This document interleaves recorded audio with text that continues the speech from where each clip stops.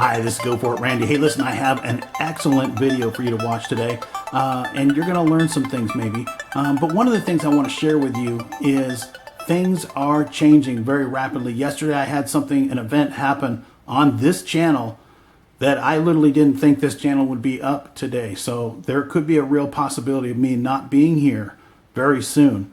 And if that were the case, the only place you're going to find me is on BitChute. And so there's a link in the description box of this video. Be sure to click that when you leave this video today. But the subject of today is, should women preach in a church, especially in mega churches? Well, Beth Moore is someone that I was focusing on here because she's someone who caught my eye. And I think you're going to find out she does things on stage that are absolutely outrageous. Oh, you're going to love this. What do you think Beth brought up on stage preaching a sermon? What do you think's underneath that black cloak? What does it look like to you, by the way? All right, now, when I show you what's underneath here, you're going to be blown away because no one would do this in their right mind. No, she didn't cut someone's head off. She's just showing you a brain from inside someone's head. That's a human brain that she literally brought to the church and brought it up on stage with her in a jar, all because she wanted to talk about the brain. And she went on to this tirade about brain, and I don't even want to go into it. This woman is either delusional, crazy, or all of the above. Now, let's look at the Bible to see, what does the Bible say about women preaching in churches? In 1 Timothy it says, "I do not permit a woman to teach or to have authority over a man, but to be in silence. For Adam was formed first, and then Eve. And Adam was not deceived. But the woman, being deceived, fell into transgression." So this is very clear. A woman should not preach, especially in a mega church to thousands of people with men in the audience as well. So very crystal clear. All right, now let's take a listen to what Beth Moore says in her sermons, because this woman goes off on tangents and says all kinds of weird, strange things. You never know what she's going to say. And she talks about some really strange stuff here. But take a look at what she says here. This should be real entertaining for you. And at the end, I have some information to share with you. And so a couple of weeks ago, God did the strangest thing. If you know much about me on, say, Instagram, where there are pictures and videos and that kind of thing, you might know that I have a next door donkey.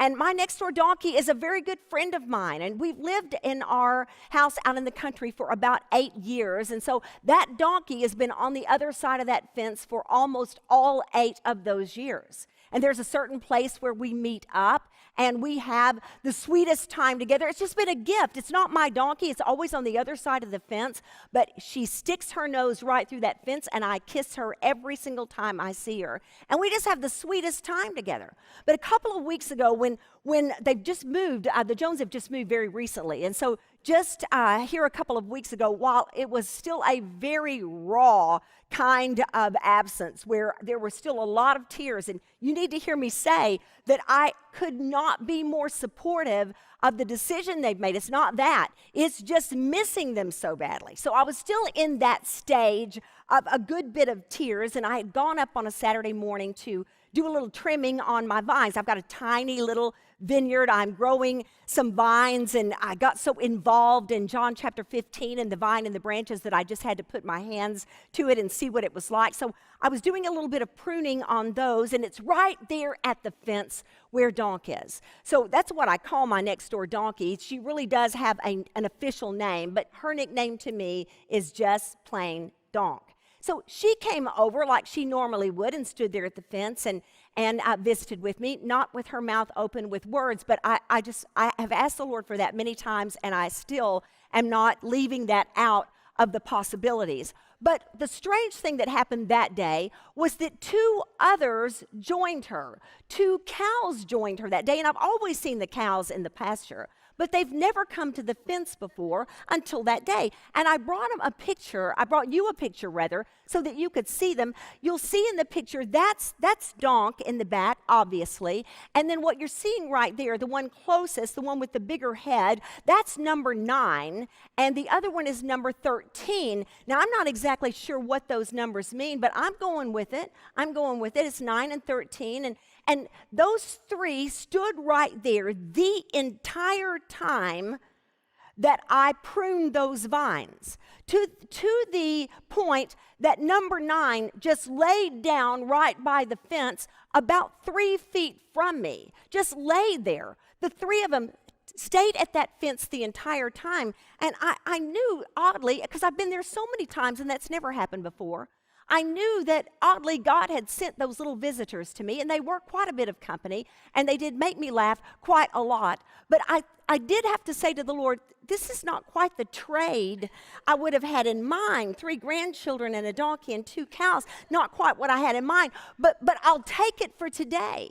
And I don't know, it's a dangerous thing to get attached to a cow, especially when you eat in an area where it's very, very known for farm to table.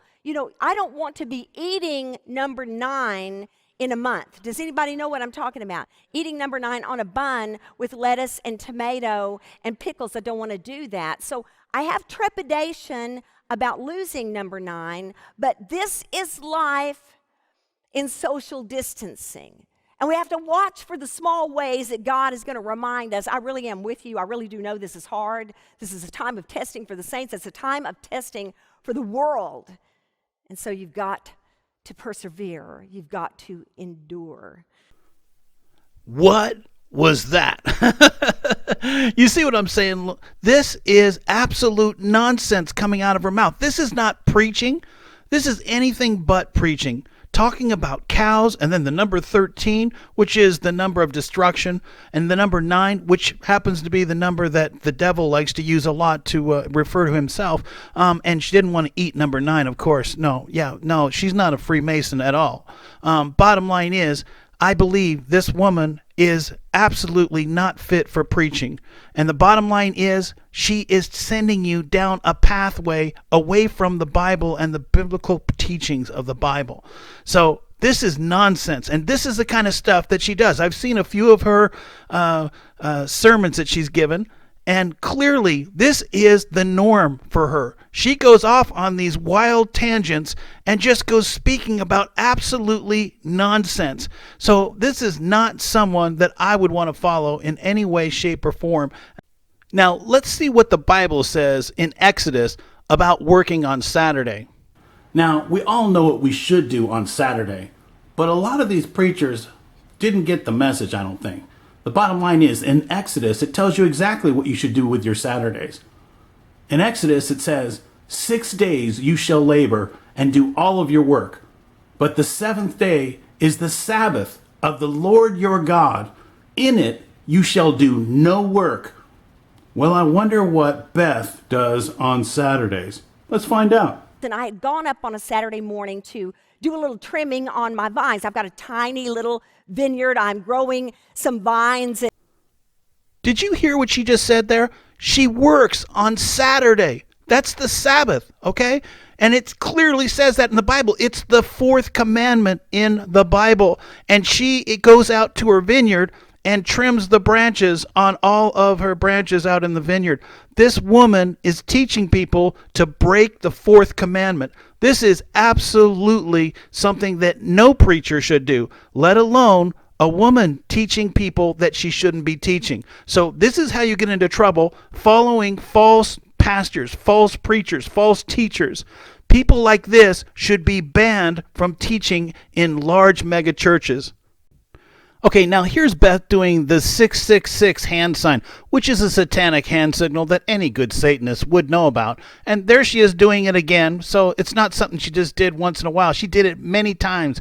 There she's doing it with both hands, so she's got 2 hands, both of them giving the 666 hand signal. Oh, by the way, did you notice what's in the background there? Can anyone see quickly what's plainly in plain sight?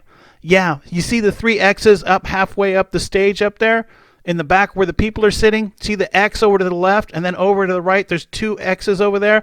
Yeah, X's in gematria, in Pythagorean gematria, are 6, okay? So that's 666 or 666, a very demonic thing to have in the background. And they have the camera perfectly located so that you can see that.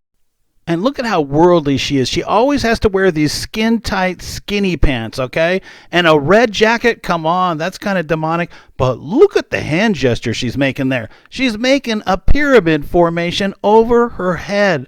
All right, now, if that isn't some kind of satanic gesture, I don't know what is. And who does that in public, in front of thousands of people? Only Beth Moore could do this, I believe. I mean, no one could get away with that except Beth. But this tells you exactly who she is. She could be a Freemason. More than likely, many of them are who are at this level. Now, clearly, Beth Moore has a lot of hand gestures that she makes on stage, and the clothes that she wears is very inappropriate. But let's go to the next level, because it doesn't really matter what I say. What happened yesterday was very enlightening because God chimed in. Yeah, that's right. God sent me a message about this, I believe, false preacher, and literally shut my computer down and showed me that, Rand, you might want to make a video about this false preacher. So that's why we're making a video today, because God shut my computer down again. Take a look at this. She's a false preacher. I get that, Lord. Definitely. Listen to that. You can see. Alright, so I think the Lord is trying to tell me, do not follow this woman, because I just saw 666 on the 3 X's that are prominently displayed behind the people. So when the camera looks out towards the audience, you see 666 if you have the eyes to see it. So this is Beth Moore.